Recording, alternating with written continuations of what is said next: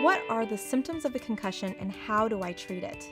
The most common symptoms that occur after a concussion include headache, dizziness, sensitivity to light, sound, as well as difficulty with memory.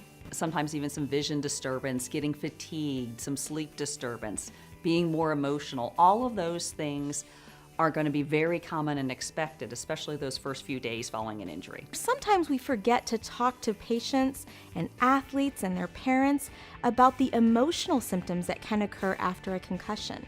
So things like sadness or nervousness, anxiety, mood swings, as well as difficulty with sleep.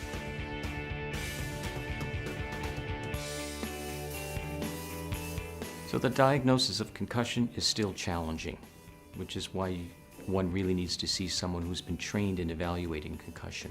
If you tore a cruciate ligament or some other ligament, we can do an MRI scan and we can see the tear and we can see the inflammation and the swelling. So if you image the brain and it looks perfectly normal, yeah, how can the brain be injured? But it is, because the brain is made up of 200 billion cells, each with lots of different wires and connections. And you can damage that at a microstructural level. And our imaging is just not sophisticated enough. You know, it's like looking at the moon with an amateur telescope.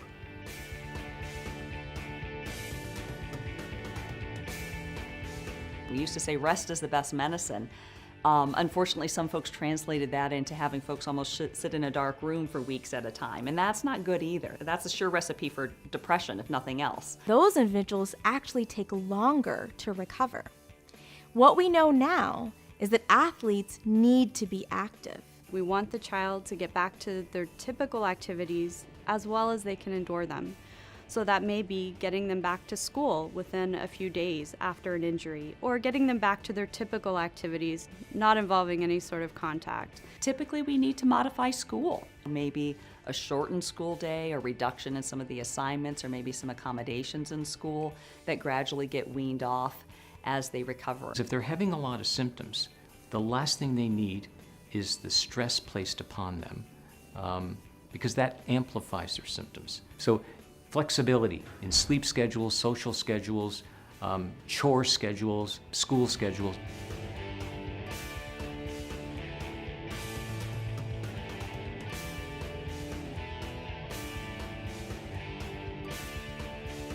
Technology is often a challenge after a head injury. We're often tied to our computers, our cell phones, or our tablets. The difficulty is these are triggers, so the bright lights, the small text, the bright contrast, all of these things are challenges for those who have light sensitivity or difficulty with reading after a head injury. We're learning more and more that we can actually use physical activity, use aerobic exercise as a treatment for concussion symptoms. So we engage athletes in recumbent bike, treadmill activities to increase their heart rate and increase their aerobic activity. And in our clinical setting, we see that when we apply that, student athletes recover more rapidly and more completely.